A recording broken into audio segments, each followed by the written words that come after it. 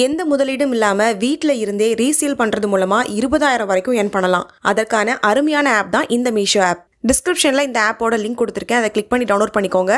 அது மட்டும் இல்லாம ஆப்பை இன்ஸ்டால் பண்ணதுக்கு அப்புறம் அக்கவுண்ட் செக்ஷனுக்கு போயிட்டு என்டர் ரெஃபரல் கோட்ல இந்த கோடை நீங்க கொடுக்கறது மூலமா உங்களுக்கு 200 வரைக்கும் ஆஃபர் கிடைக்கும். சோ மிஸ் பண்ணாதீங்க. கண்டிப்பா டவுன்லோட் பண்ணி செக் பண்ணி பாருங்க.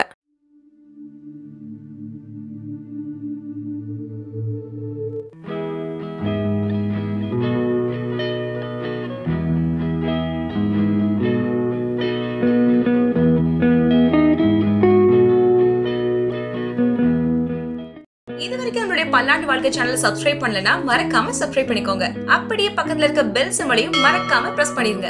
அடுத்தடுத்த சூப்பரான டிப்ஸ் எல்லாம் உங்களுக்காகவே காத்துட்டு இருக்கு. Hey guys, welcome to diet recipes. இன்னைக்கு டயட் ரெசிபியில் கோவக்காய் வச்சு ஒரு ஃப்ரை எப்படி பண்ணுறதுன்னு பார்க்க போகிறோம். அதுக்கு முன்னாடி அதோட யூசஸ் என்னன்னு தெரிஞ்சுக்கலாம். வெயிட் லாஸ்க்கு அது என்ன மாதிரி ஹெல்ப் பண்ணும் அப்படிங்கிறதையும் பார்க்கலாம். நம்மளோட சேனலில் ஏதாவது ஒரு ரெசிபி போடும்போது அதுக்கு உண்டான நன்மைகள் சொல்லிட்டு அதுக்கப்புறம் தான் செய்முறைக்கே போவோம். நம்ம டயட் இருக்கிறவங்க கண்டிப்பாக அதெல்லாம் தெரிஞ்சதுக்கு அப்புறம் தான் நம்ம அந்த முயற்சியில் இறங்கணும். இப்போ வாங்க வீடியோக்குள்ளே போகலாம். நம்மள சில பேருக்கு கோவக்காய் அப்படின்னா யாருக்கும் தெரியாது. சில பேர் வாங்கவும் மாட்டாங்க, சாப்பிடவும் மாட்டாங்க. ஆனா இதுல அவ்வளோ நன்மைகள் இருக்கு. பொதுவா இந்த கோவக்காவை நம்ம சாப்பிடும்போது சோரியாசிஸ், படை, சிரங்கு, தேமல், முடி உதிர்வு, பொடுகு பிரச்சனை, பல் சார்ந்த பிரச்சனை, சர்க்கரை நோய், சிறுநீரகக்கல், சிறுநீரக கோளாறுன்னு அனைத்து வியாதிகளையும் இந்த ஒரே கோவக்காய் குணப்படுத்துது. வாரத்துல 2 டைம் சாப்பிட்டா உடல் நலன் பெறலாம்.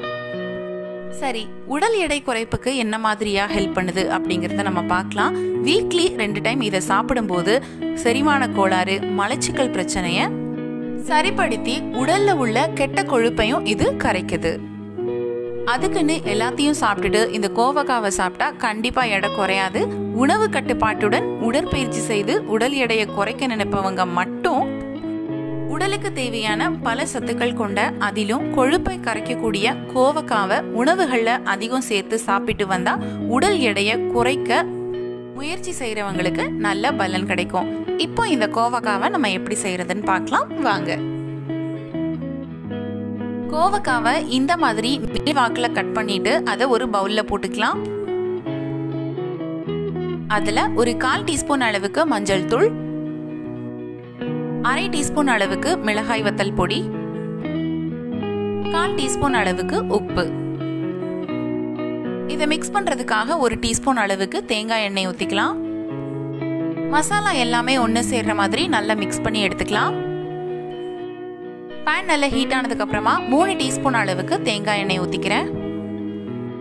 விரவி எடுத்த கோவக்காவை நம்ம இதோட சேர்த்துக்கலாம். ஒரு 5 நிமிஷத்துக்கு மிதமான தீயில வச்சு நல்லா கிண்டி விட்டுக்கிட்டே இருக்கணும். அந்த தோல் எல்லாம் லைட்டா சுருங்குற அளவுக்கு கிண்டுனா போதும். இந்த அளவுக்கு ஃப்ரை பண்ணா போதும். இப்போ இதை தனியா எடுத்து வச்சுக்கலாம். அதே பேன்ல 3 டீஸ்பூன் அளவுக்கு தேங்காய் எண்ணெய் ஊத்திக்கிறேன்.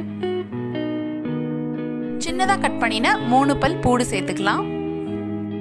அதோட கொஞ்சமா கறிவேப்பிலை, பாதி பல்லாரியை சின்னதா கட் பண்ணி அதையும் போட்டுட்டு ஒரு 5 நிமிஷத்துக்கு மிதமான தீயில வச்சு லைட் பிரவுன் கலர்ல வர்ற வரைக்கும் வதக்கி எடுத்துக்கலாம். 1 டீஸ்பூன் அளவுக்கு இஞ்சி பூண்டு விழுது நான் சேர்த்திருக்கேன். இதோட பச்சை ஸ்மெல் போற வரைக்கும் இதையும் நம்ம கிண்டி விட்டுறலாம்.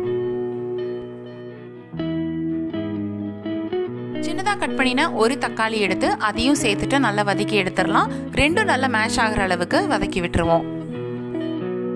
இதுல 1/4 டீஸ்பூன் மிளகாய் தூள், 1 டீஸ்பூன் மல்லித்தூள். இதோட பச்சை ஸ்மெல் போற வரைக்கும் அந்த எண்ணெயிலே நல்லா வதக்கி எடுத்துக்கலாம். ஒரு 50 ml அளவுக்கு தண்ணி ஊத்திட்டு 2 நல்லா மிக்ஸ் ஆகிற மாதிரி ஒரு 5 நிமிஷத்துக்கு மிதமான தீயில வச்சு கொதிக்க விட்டுக்கலாம். மசாலா நல்லா கட்டியானதுக்கு அப்புறம் ஃப்ரை பண்ணி வச்சிருக்கிற கோவக்காவை போட்டுட்டு இது 2யும் நல்லா ஒன்று சேர்ற மாதிரி மிக்ஸ் பண்ணி விட்டுக்கலாம். இதோட 1 டீஸ்பூன் அளவுக்கு கறி மசாலா பவுடர் சேர்த்துட்டு இதை நல்லா மிக்ஸ் பண்ணிட்டு இது கட்டியாகிற வரைக்கும் மிதமான தீயில வச்சு வேக விட்டு எடுத்துக்கலாம். மசாலாவும் கோவக்காவும் ஒன்று சேர்ந்து நல்லா வதங்கிருச்சு. இந்த டைம்ல கொஞ்சமா மல்லித்தழை தூவிட்டு இறக்கி விட்டுட்டீங்கன்னா சூப்பரான கோவக்காய் பொரியல் ரெடி. இதை கோதுமை தோசை சப்பாத்தியோட சாப்பிடும்போது ரொம்ப டேஸ்ட்டாக இருக்கும். ரொம்ப ஸ்ட்ரிக்டாக டயட் ஃபாலோ பண்ணுறவங்க இந்த பொரியலை மட்டும் சாப்பிட்டா ரொம்ப வயிறு ஃபுல்லாகும். கண்டிப்பாக நீங்களும் இதை ட்ரை பண்ணி பார்த்துட்டு எப்படி இருக்குன்னு கமெண்ட் பாக்ஸில் கமெண்ட் பண்ணுங்கள். மீண்டும் ஒரு நல்ல டயட் ரெசிபியோட நான் உங்களை சந்திக்கிறேன். தேங்க்யூ. Bye by.